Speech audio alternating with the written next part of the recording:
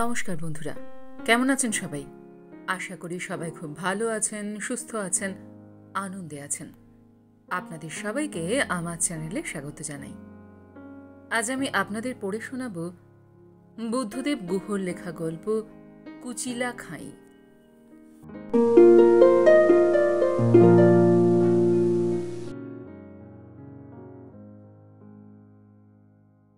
জিপে steering ধরা বাঁ হাতের কবজির দিকে তাকালাম।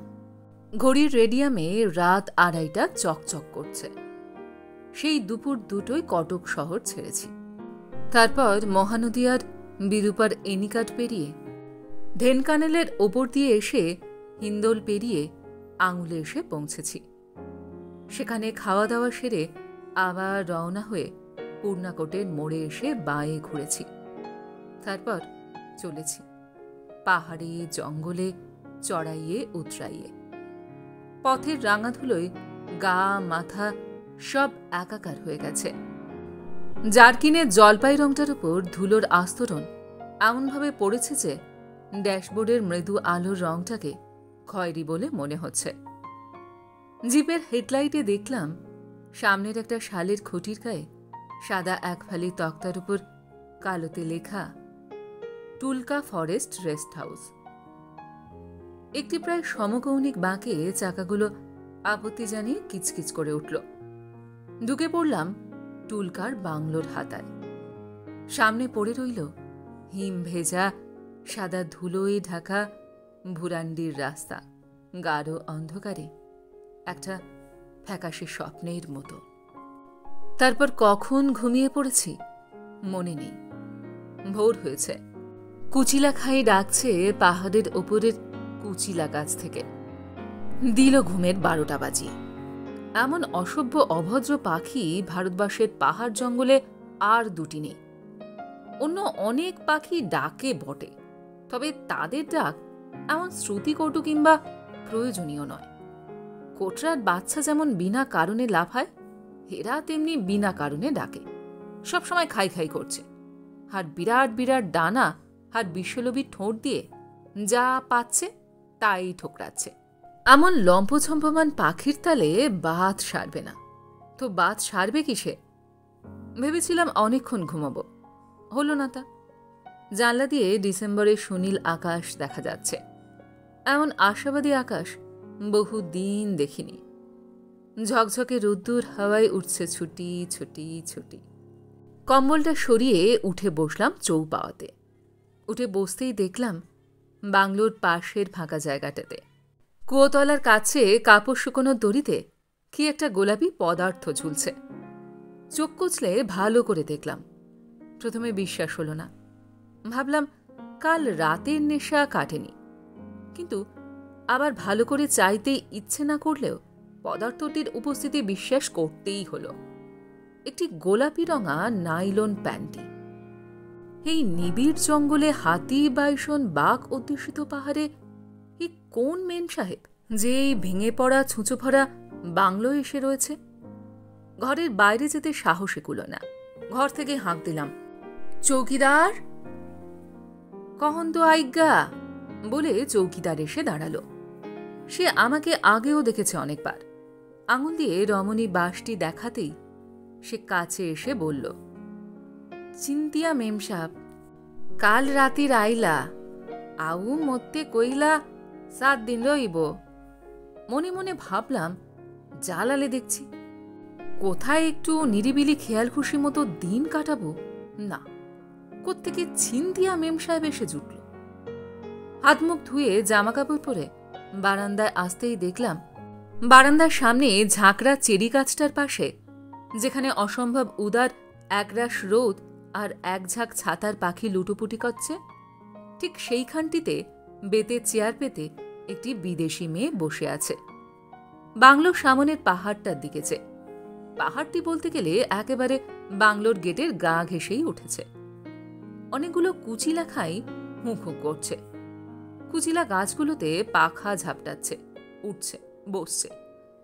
এক কথায় এই সুন্দর শান্ত শীতের সকালে সবটুকু সৌকুমার্য ওদের কদর্য সশব্দতায় চিরে ভালা ভালা করে দিচ্ছে।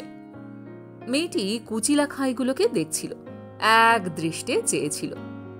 আমি অনেকক্ষণ চুপ করে দাঁড়িয়ে তাকে দেখলাম। সিন্ধিয়া মেম সাহেবকে দেখে নাস্তিকের মতিভ্রম হল।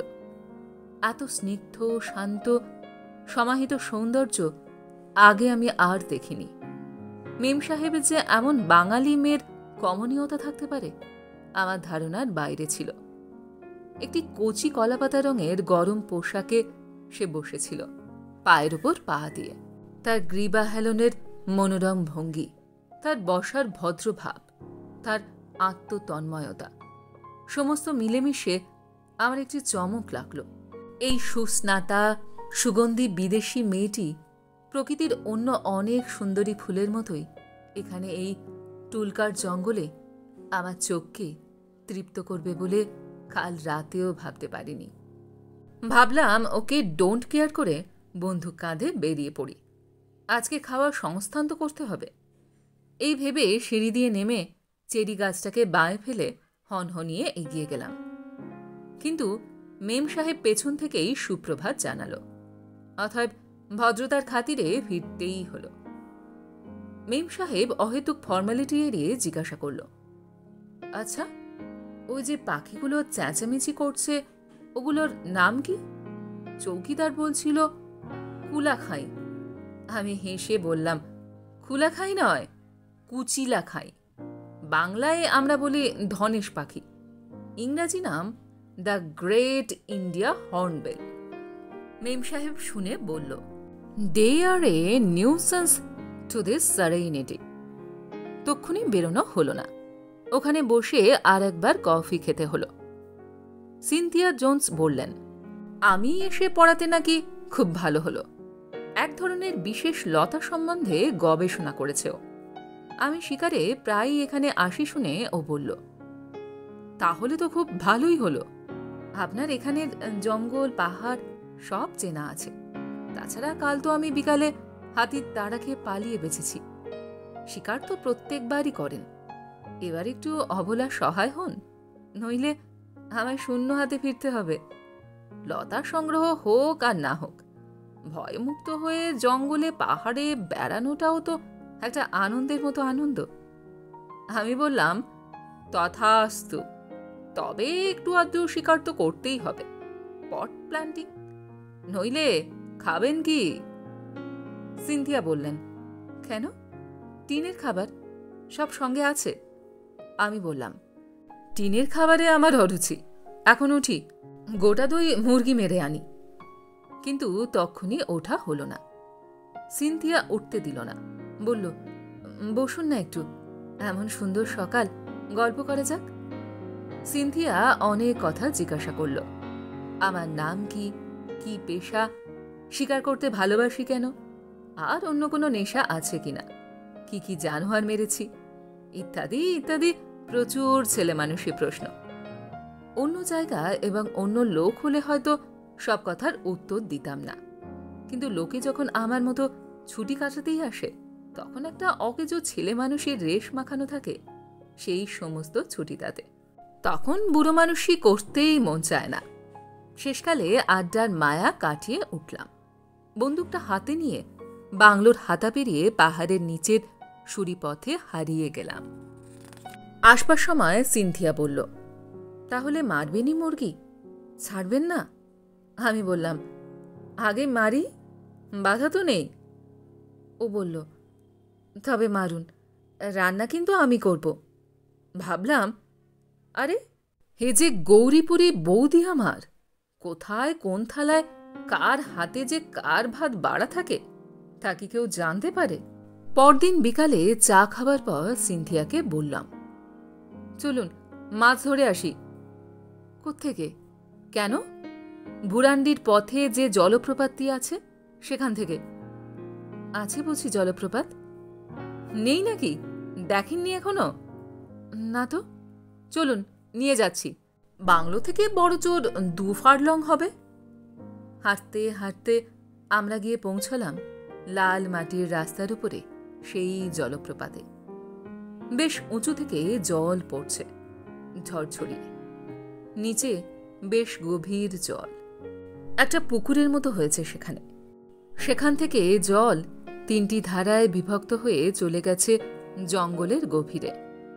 জলটা ওপর থেকে যেখানে পড়ছে সেখানে হাজার হাজার শ্বেতসাপের মতো ফেনা কিলবিল করছে, আর বড় বড় পাহাড়ি মাছ লাফিয়ে লাফিয়ে উঠছে জলের স্বচ্ছ ফোয়ারায়। সিনথিয়া তো দেখে অবাক। বাংলোর এত কাছে এমন সুন্দর জায়গা অথচ আগে আসেনি। আমি বললাম, একা একা বেশি না আসাই ভালো বলে ওকে সঙ্গে করে যেখানে ঝর্ণাটা বিভিন্ন ধারায় ভাগ হয়ে গড়িয়ে গেছে উপত্যকায়, সেখানে নিয়ে জলের ধারে সম্বরের পায়ের দাগের সঙ্গে বাঘের পায়ের দাগও দেখালাম। সিনথিয়া একটুও ভয় না পেয়ে বলল, আমাকে একদিন বাঘ দেখাবেন? হেসে বললাম, বাঘ দেখাবো কিনা হলপ করে বলতে পারি না, তবে দেখতে চাইলে বাইসন চড়ুয়া মাঠে নিয়ে গিয়ে বাইসন দেখাতে পারি। বাচ্চা মেয়ের মতো ভুরু নাচিয়ে বলল, তবে তো আরো ভালো হয়। আমি বললাম, বেশ তো, দেখাবো বাইসন, পুরো দলটাকেই নিশ্চয়ই দেখাবো। একটা বড় পাথরের ওপর বসে আমরা ছিপ ফেলছিলাম, হাত ছিপ, তবে সুতো মজুদ। আস্তে আস্তে বেলা পড়ে আসছিল। শীতের বন জঙ্গল পাহাড়ে আসন্ন সন্ধ্যায় কি যে সে এক করুণ রাগিনী বাজতে থাকে তা কি বলবো। ঘরের মানুষকে সে সুর ঘরে ডাকে, প্রিয়জনকে সে সুর কাছে টানে, আর আমার মতো খোদার ষাঁড়কে আরো বাউন্ডুলে করে তোলে। জলপ্রপাতের ওপরের পাথরগুলো শুয়ে শুয়ে আদিবাসী ছেলের বুকের চেটোর মতো বুক চিতিয়ে আকাশের দিকে চেয়ে কখন সন্ধ্যা তারা উঠবে সেই ক্ষণ গুনছে। সেখান থেকে একটা ময়ূর বার বার ডেকে উঠছে। একটা কোটরা হরিণও জলপ্রপাতের ডান দিক থেকে ডাকছে। রাইফেলটাকে হাতের কাছে টেনে রাখলাম।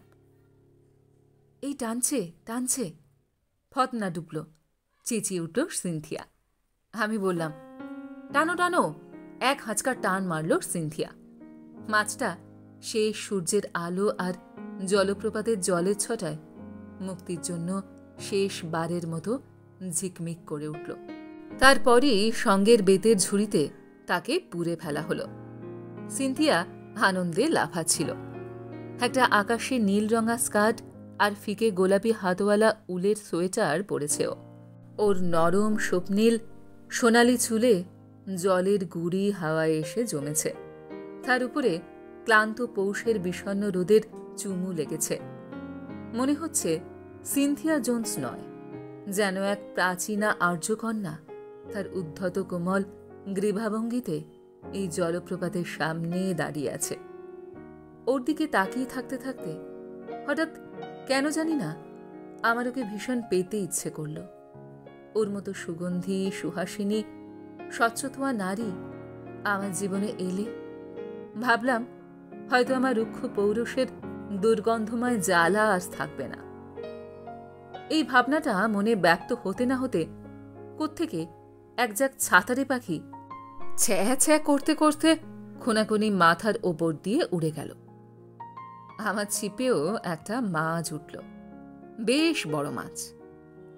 এদিকে সন্ধ্যা এসে জলপ্রপাতের মাথায় তার কালো চুল মেলে দাঁড়িয়েছে দেখলাম। কৃষ্ণপক্ষের রাত, সন্ধ্যা তারাটি পিদিম হাতে পথ দেখাতে এলো। বনের পাতায় শিশিরানি তুলে তার পিছু পিছু একটা হাওয়াও এলো। আমি আর সিনথিয়া বাংলোর দিকে চললাম। চলতে চলতে সিনথিয়া বলল, গোটাম চলো, আমরা এখানে সাঁতার কাটবো, আপত্তি আছে তোমার? আমি বললাম, আপত্তি কিছু নেই, তবে সাঁতার কাটার চেয়ে শুধু স্নান করাটাই ভালো হবে। ওখানকার পাথরগুলো ভারী অসমান, আর জলের তলায় কোথায় যে উঁচু আর কোথায় নিচু তা তো তুমি দেখতে পাবে না। গতবার আমার এক পাইলট বন্ধু এইখানেই এসে সাঁতার কাটতে গিয়ে কলার বোন ভেঙে ফেলেছিল। বেচারার কেরিয়ারটাই খতম হয়েছিল একটু হলে। সিনথিয়া ওর ডান হাতের পাতায় আমার বাঁ হাতের পাতাটি নিয়ে বলল, আমাকে ভয় দেখিও না, তাছাড়া তুমি তো আছো, তুমি থাকতে আমার ভয় কি? এমনভাবে সিনথিয়া কথাটা বলল যেন আমার উপর ভরসা করেই এই অবলা নারী এই রকম জায়গায় লতা খুঁজতে এসেছিল। তবু যাকে ভালো লাগে তার সঙ্গ ভালো লাগে, যার হাতে হাত ছোঁয়ালে শিশু বয়সে মার স্তনে হাত ছোঁয়ানোর মতো স্বস্তি বোধ হয়। সে যদি এমন করে বলে যে আমি আছি জেনে সে নিশ্চিন্ত, তবে তার চেয়ে বড় কিছু প্রাপ্তি আছে বলে তো আমি জানি না। যাকে ভালো লাগে কিংবা যাকে ভালোবাসি তার সবটুকু বিশ্বাস যদি আমার উপর ন্যস্ত হয়, তাহলে আমি তার জন্য কি না করতে পারি, হয়তো প্রাণও দিতে পারি। তাছাড়া একটা প্রাণীর জন্ম তো একটা জৈব দুর্ঘটনাই বই নয়, কিন্তু ভালোবাসা তো দুর্ঘটনা নয়। সে যে এক স্বেচ্ছারোপিত ব্যথার ফুল, যার অবয়ব নেই, তবু নড়লে চড়লেই সে ঝুমঝুমিয়ে বাজে। সিনথিয়াকে দেখে যে আমার ভারতীয় বলে মনে হয়েছিল তার কারণ ছিল ওর মা ভারতীয়, বাবা ইতালীয়। পরে অবশ্য বিচ্ছেদ হয়ে গিয়েছিল দুজনের। তার বেশি কথা ওর সম্বন্ধে জানতে পারিনি এবং জানতেও চাইনি। তাছাড়া ও নিজের থেকে খুশি মনে নিজের সম্বন্ধে যা বলেছিল তাই শুনেছিলাম। গতকাল সকালে ওর সঙ্গে পাহাড়ে গিয়েছিলাম। এই পাহাড় জঙ্গলে একা একা ঘোরা ওর পক্ষে সত্যিই সম্ভব হতো না। হাতি প্রচুর আছে, বাইসন এবং ভাল্লুকও। এদের কাছ থেকেই অতর্কিত আক্রমণের সম্ভাবনা বেশি। কালকেই তো প্রায় আমাদের গায়ের উপর দিয়ে একটা ভাল্লুকের বাচ্চা ডিগবাজি খেয়ে চলে গিয়েছিল। সিনথিয়া খিলখিলিয়ে হেসে বলেছিল, দেখো দেখো গোটা, একটা ভাল্লুক খাই। আমি ওর কথার ধরন দেখে হাসি চাপতে পারিনি। কুচিলা খাই নাম শুনে সব জানোয়ারের পেছনেই ও খাঁই জুড়তে শুরু করেছে। জঙ্গলে পাহাড়ে চৈতন্য হবার পর থেকেই ঘুরে বেড়াচ্ছি। অনেক গাছ দেখেছি, অনেক ফুল দেখেছি, অনেক লতা দেখেছি, অথচ তাদের সকলের বৈজ্ঞানিক নাম কখনো জানিনি। তাদের স্থানীয় নাম জেনেছি, তাদের ভালোবেসেছি, এই পর্যন্ত। এই যে জঙ্গল, এতে শাসন, শাল, পিয়াশাল, সেগুন, কুচিয়া, মহুয়া এবং নানা রকমের বাঁশ ভরা। একরকম মোটা সোটা গাট্টা গোট্টা বাঁশ দেখে সিনথিয়া বলেছিল, এদের নাম কি জানো? ব্যাম্বোসা রোবুস্টা। আর ওইটা কি বলো তো? ব্যাম্বুসা আর্ডেন্সিস। যখন ফুল ধরতে শুরু করবে তক্ষুনি এদের মরবার পালা শুরু হবে, শুকিয়ে যাবে ধীরে ধীরে। আমি বললাম, বাহ, চমৎকার নিয়ম তো। মানুষের জীবনেও এরকম হওয়া উচিত। ফুল ধরবার পরও বেঁচে থাকবার কি মানে হয় জানি না। মৃত্যু, সার্থকতার অনুগামী হওয়াই উচিত। সার্থক হবার পরও বাঁচবার মতো কোনো যথেষ্ট অনুপ্রেরণা আমাদের নেই। সার্থক হবার চেষ্টাই তো জীবন। তুমি কি বলো?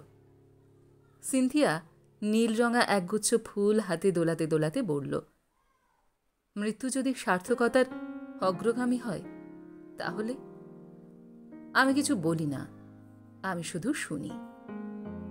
গাছপালার মসৃণ গাবে উদার সূর্যের সহস্র সোনালি আঙুল সমস্ত বনভূমির শরীরে আদর ছোঁয়াচ্ছিল। আমরা হাঁটছিলাম। শিশির ভেজা ঘাস, লতাপাতা থেকে একটা অদ্ভুত গন্ধ বেরোচ্ছিল। তার সঙ্গে কত শত নাম না জানা ফুলের গন্ধ মিশে মন্থর শীতার্ত হাওয়ার রোদের আঙুলে কাঁপছিল। নানা রকম হাইবিস্কাসের মুখে সকালের মুখে ছবি দেখছিলাম।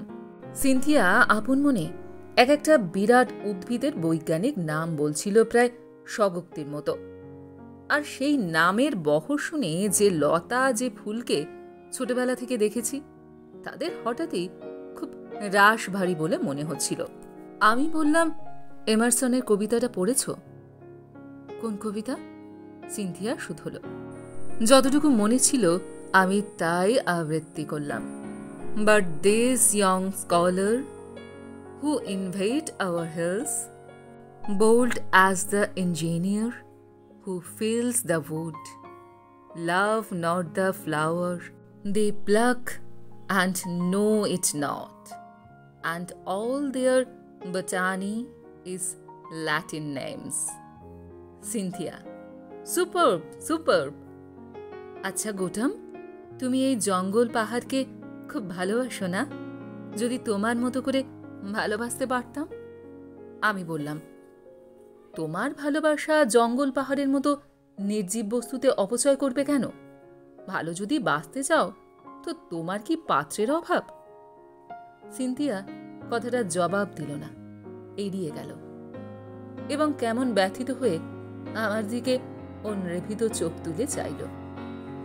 আমার সিনথিয়া মেম সাহেবকে ভীষণ ভালো লাগছিল। জীবনে যা আমি বরাবর ভয় করে এসেছি, সরবে যার বিরুদ্ধে প্রচার চালিয়েছি, সেই নির্বাধার মতো লজ্জাকর ও স্থাবর মনোবৃত্তিটা আমারও মনের কোণে উঁকি ঝুঁকি মারতে রাখল। মনে মনে তাকে অনেকবার বন্দুক উঁচলাম, কিন্তু সে কিছুতেই ভয় পেল না। রাত 8টা হবে। বারান্দায় বসেছিলাম। বাংলোর সামনে কিছুই চোখে পড়ে না। জমাট বাঁধা কালো অন্ধকার চোখের সামনে মনের জমাট বাঁধা ভাবনারই মতো ভারী হয়ে বসে আছে। পাহাড়টাই বেশি ভারী না অন্ধকারটাই বেশি, ঠাউর করতে পারছি না। পাহাড়ের নিচে সেগুন গাছের জঙ্গলে জোনাকির ঝাঁক জ্বলছে আর নিভছে, অমাবস্যার রাতের ঢেউয়ের বুকের ফসফরাসের মতো। এই ঘনান্ধকার ভয়গর্ভ রাতের একটা সুপুরুষ ব্যক্তিত্ব আছে। এই অন্ধকার রাতে বন পাহাড় যেমনভাবে অদৃশ্য ও অসাধারণভাবে ব্যক্ত হয়, তেমন আর কোনো সময়েই নয়। প্রকৃতির বুকের কোরকে যে শক্তিমান পুরুষ বাস করেন, সেই পুরুষ এই অন্ধকারেই প্রতীয়মান হন। যাদের চোখ আছে তারাই তাকে দেখতে পান। বাংলোর পেছনে সারি সারি আলপনা দেওয়া ছোট ছোট মেটে ঘর, ছোট উঠান, পাতকুয়ো, দু একটি শান্ত বিজ্ঞ গরু, গুটিকয় চঞ্চল পোষা মুরগি এবং অনেক নগ্ন, অসুস্থ অথচ সদা হাস্যময় শিশু। এই নিয়ে টুলকা গ্রাম। এখন রাত নেমেছে। কালো রঙের তুলির আঁচড়ে সব মুছে গেছে, নিষ্পন্দ হয়ে রয়েছে। গ্রামের পেছনের ধান খেতে হাতি নেমেছে। মাচায় বসে ক্যানেস্তারা বাজাচ্ছে ছেলেরা।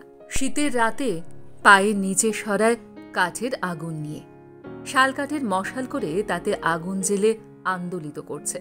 হাতির দল বৃঙ্ঘন করতে করতে আবার পাহাড়ে ফিরে যাচ্ছে। সিনথিয়া চৌকিদারের হাতে বাসনপত্র দিয়ে বাবুর্চিখানা থেকে বারান্দায় এসে উঠল। বলল, শিগগিরি শিগগিরি এসো, সব ঠান্ডা হয়ে গেল। নরপরে কাঠের টেবিলে খাবার সাজিয়ে কম্পমান লণ্ঠনের আলোয় আমার উল্টো দিকের চেয়ারে বসে আমার জঙ্গলের প্রেমিকা বলল, খাও গোটাম, শুরু করো। মুসুরির ডালের স্যুপ, ফ্রাইড রাইস এবং মুরগির রোস্ট। এ জঙ্গলে রোজ রোজ এমন খাবার খাবো, আর শুধু তাই নয়, এমনভাবে খাবো কে ভেবেছিল। খেতে খেতে আমি বললাম, তুমি আমার অভ্যাস খারাপ করে দিচ্ছ, আর 4 দিন পরে যে চলে যাবে তখন কি খাবো? সিনথিয়া বলল, কেন, এবেলা খিচুড়ি, আর তাছাড়া ঘোড়ামার্কা রাম তো আছেই। তোমার মতো লোক মানুষ না হয়ে ঘোড়া হয়ে জন্মালেই পারত। বলেই খিলখিলিয়ে হেসে উঠল। তারপরে গম্ভীর এবং নিচু গলায় আমাকে প্রায় ফিসফিসিয়ে বলল, তুমি খুব মজার ছেলে, তোমার মধ্যে খুব প্রাণ আছে। যে মেয়ে তোমাকে বিয়ে করবে সে খুব খুশি হবে। মুরগির ঠ্যাং চিবোতে চিবোতে বললাম, দেখো, এই জ্ঞানের ভয়ে লোকালয় ছেড়ে থাকি। জঙ্গলেও যদি জ্ঞান দাও তো পালাবার জায়গা দেখি না। সিনথিয়া বলল, আমি ঠাট্টা করছি না, যা বলছি তা সত্যি কিনা দেখো। ভাবলাম, এও তো আরেক জ্বালা।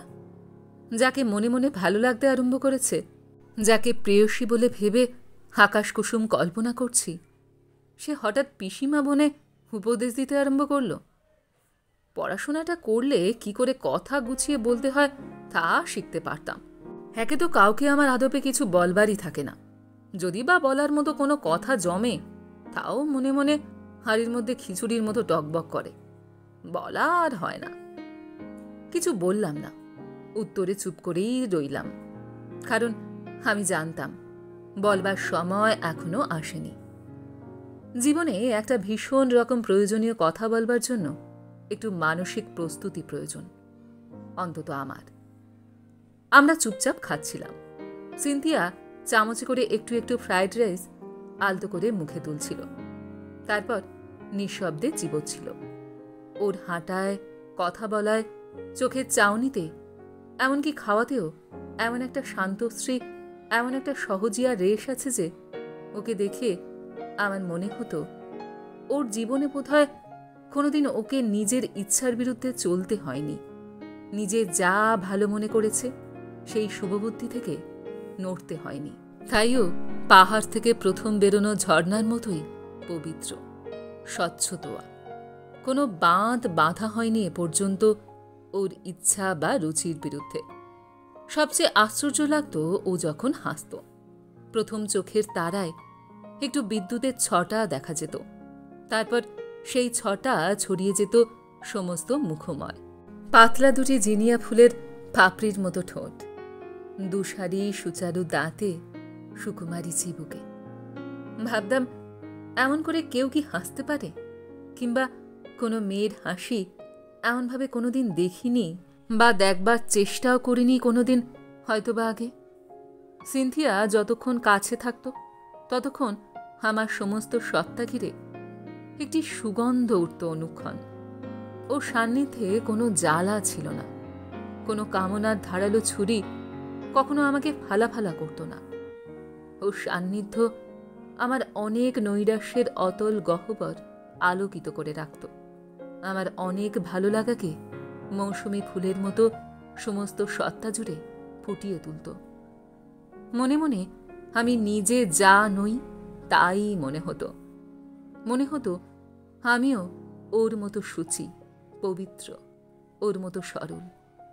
মাঝে মাঝে এমন হতো যে আমার ওকে নিয়ে নীড় বাঁধবার সম্পূর্ণ যোগ্যতা আছে এমন ধারণাও আমার মনের মধ্যে শিকড় গাড়বার চেষ্টা করত।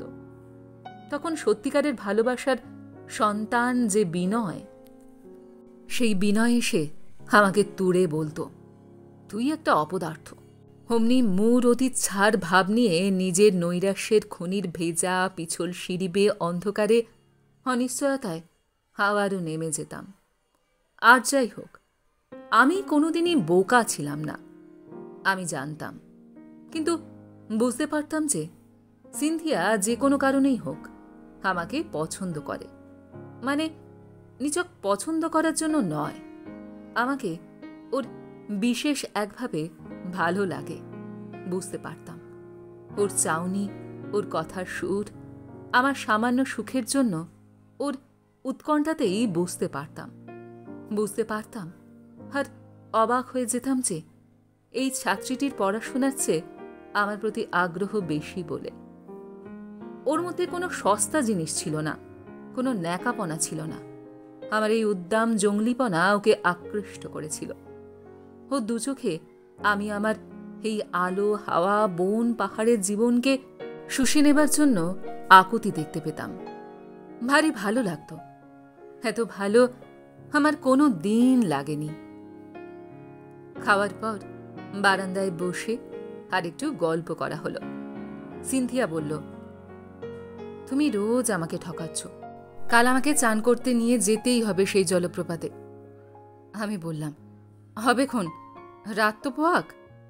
তারপর যে যার ঘরে শুতে গেলাম। শুয়ে শুয়ে ভাবছিলাম, সিনথিয়া প্রায়ই আমাকে বলে, you are a darling, you are so sweet, ইত্যাদি ইত্যাদি। অথচ এমন করে বলে যেন পাশের বাড়ির মহিলা তার পাশের বাড়ির মহিলার ছেলেকে বলছেন। ওকে আমি বুঝতে পারি না। ওকে আমার ভীষণ ভালো লাগে, বলতে গেলে পাগলের মতো ভালো লাগে। ওরও যে আমাকে ভালো লাগে তা বুঝতে পারি, অথচ কথাবার্তায় এমন একটা সম্মানজনক ও সম্ভ্রান্ত দূরত্ব ও বজায় রাখতে চায় যে আমার ভালো লাগে না। ও বোধহয় ভয় পায়, পাছে এই জঙ্গল পাহাড়ে দুরন্ত বেপরোয়া ছেলে এমন কিছু আবদার করে বসে যা ওর দেবার সাধ্য নেই। জানি না, কিছুই জানি না। কুচিলা খায়ের ডাকের জন্য কোনো দিন ভালো করে ঘুমানোর জোটই নেই। রোজ সকালে, আর শুধু সকালে কেন, সমস্ত সময়ই তো সে হুক হুক হ্যাঁক হ্যাঁক করছে। ঘুম থেকে উঠতেই সিনথিয়া বাইরে ডেকে আমাকে বলল, Gautam, you better shoot a couple of this noisy filthy birds. They are telling on my nerves.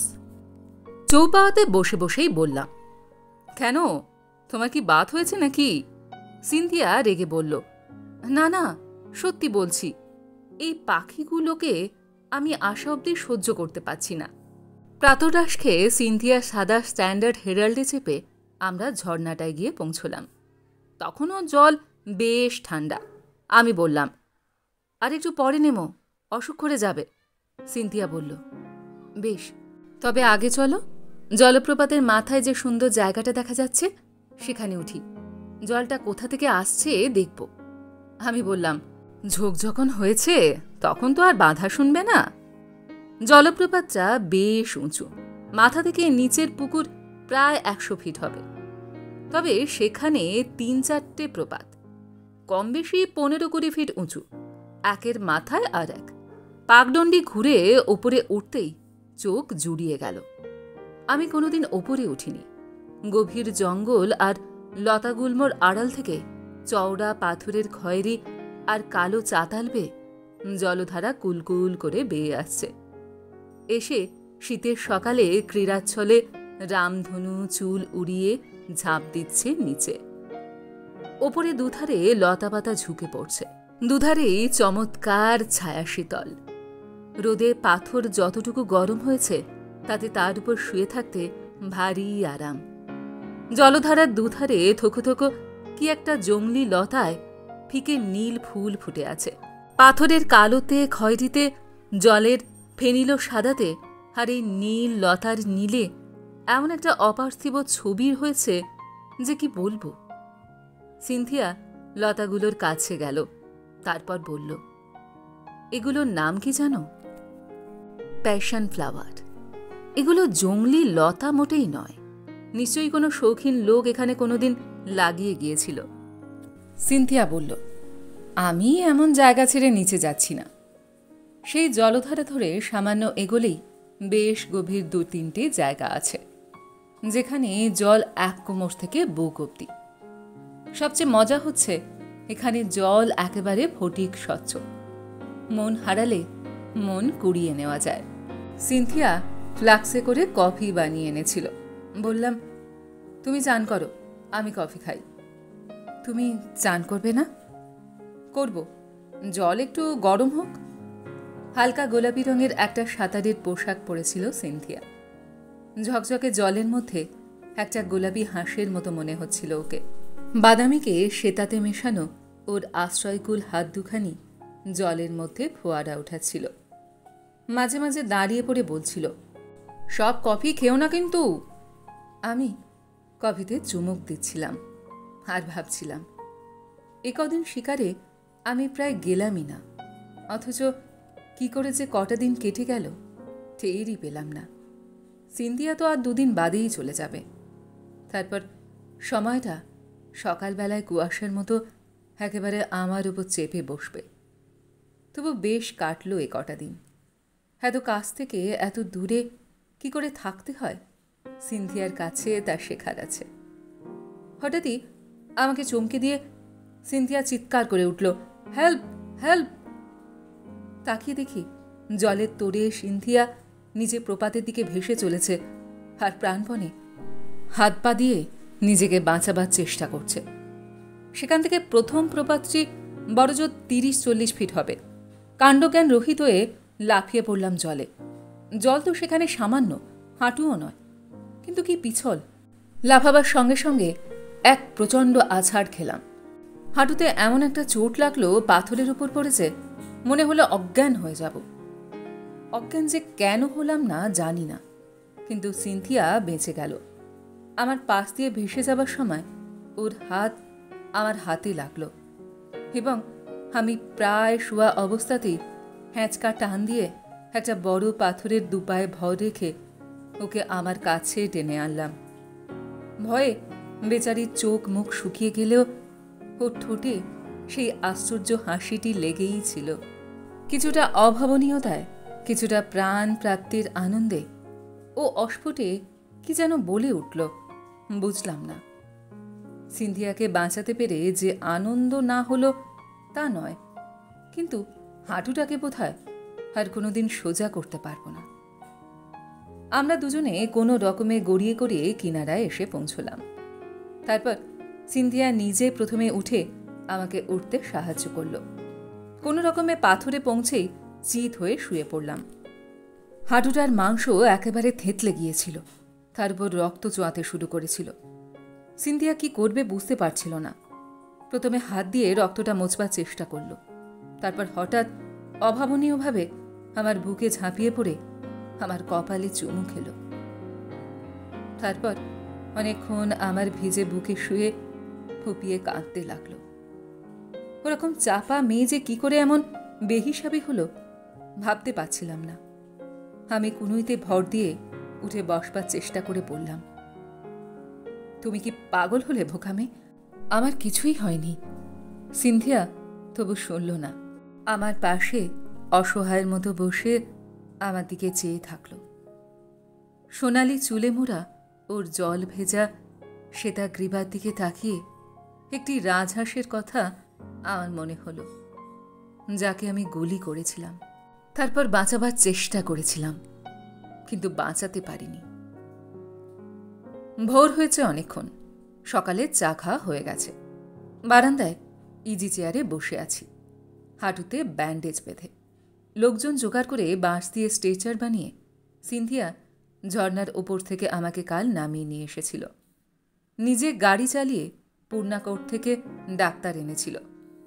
Doctor bandage করে দিয়ে গেছেন আর বলেছেন যে হাড় ভাঙেনি, তবে বিশ্রামের প্রয়োজন। সমস্ত বন পাহাড় রোদে ঝলমল করছে। বারান্দায় থামগুলো ছায়ার সঙ্গে রোদটা কাটাকুটি খেলছে। সিন্ধিয়া বাংলোর সামনে নড়ি বিছানো ড্রাইভে পায়চারি করছে। প্রথম যেদিন আমরা ঝর্ণায় যাই মাছ ধরতে, সেদিনকার সেই পোশাকটি পরেছে সিন্ধিয়া। ফিকে নীল স্কার্ট আর আধফিকে গোলাপি সোয়েটার। সিন্ধিয়াকে দেখছি চুপ করে বসে। যেতে আসতে চোখাচোখি হলেই ও চোখ নামিয়ে নিচ্ছে। কি যেন ভাবছে ও, বোধহয় কালকের কথা। বোধহয় ভেবে লজ্জা পাচ্ছে। আমিও ভাবছি ওকে দু একদিনের মধ্যেই বলবো সেই কথাটা। বুলবুলি পাখির সঙ্গে বাসা বাঁধবার কথা। এমন সময় দুটো কুচিলাখাই পাখি পাহাড় থেকে উড়ে এসে চেরি গাছটার ডালে বসে কুৎসিত গলায় ডাকতে লাগলো, হ্যাঁক হ্যাঁক। সিন্ধিয়া যেন ভূত দেখার মতো চমকে উঠল। পাখি দুটো প্রকাণ্ড ঠোঁট দুটো দিয়ে ডাল ঘষতে লাগলো, আর বিরাট বিরাট ডানা দুটো ঝাপটাতে লাগলো। সিন্ধিয়া দৌড়ে আমার ঘরে ঢুকে শটগানটা নিয়ে এসে বলল, মারো তো কোঠাম, মারো তো। এগুলো সবসময় আমাকে ভয় দেখায়। ইজি চেয়ারে বসে বসেই গুলি করলাম। পাখিটা মরে গিয়ে ডালেই লটকে রইল, মগ ডালে।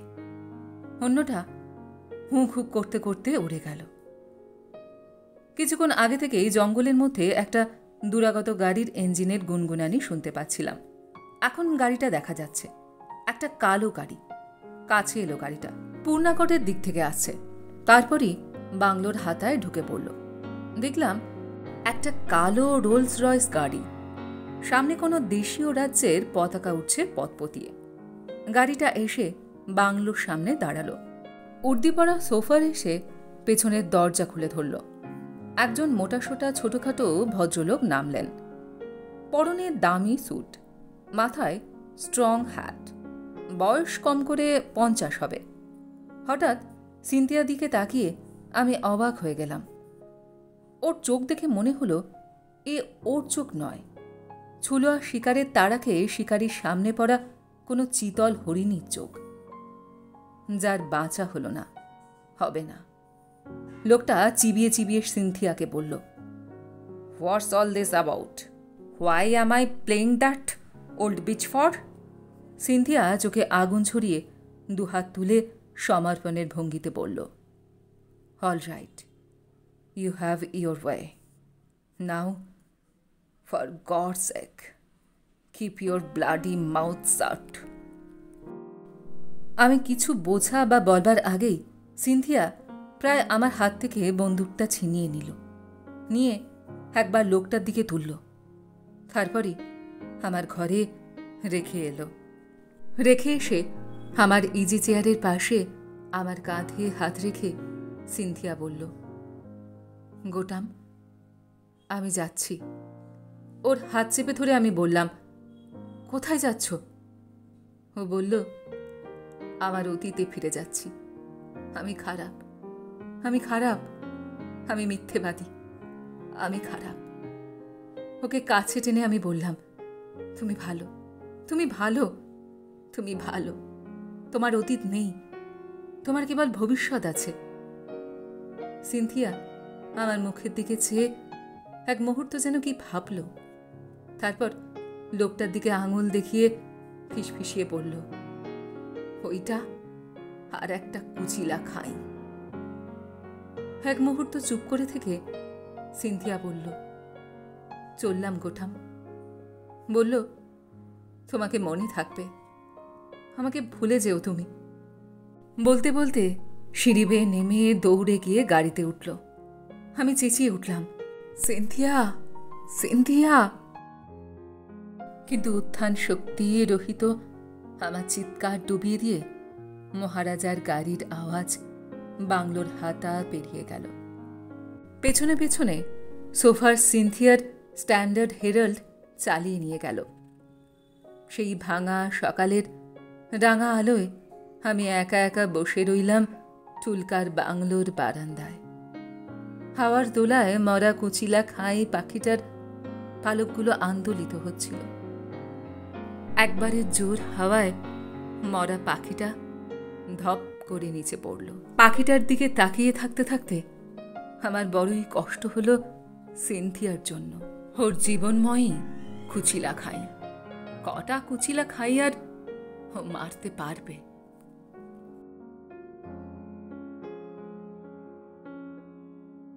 গল্পটি এইখানে সমাপ্ত হলো। আপনারা এতক্ষণ শুনছিলেন বুদ্ধদেব গুহর লেখা গল্প কুচিলা খাই।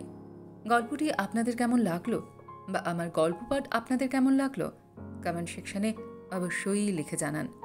যদি আমার গল্প পাঠ আপনাদের ভালো লেগে থাকে তাহলে আশা করব লাইক শেয়ার অবশ্যই করবেন। আর এই ধরনের সুন্দর সুন্দর কাহিনী আরও শুনবার জন্য আমার চ্যানেলটিকে সাবস্ক্রাইব করতে ভুলবেন না কিন্তু। তবে আজ এই পর্যন্ত। আমি খুব তাড়াতাড়ি আবারও অন্য কোনো কাহিনী নিয়ে আপনাদের কাছে চলে আসছি। সবাই খুব ভালো থাকবেন, সুস্থ থাকবেন, আনন্দে থাকবেন। নমস্কার।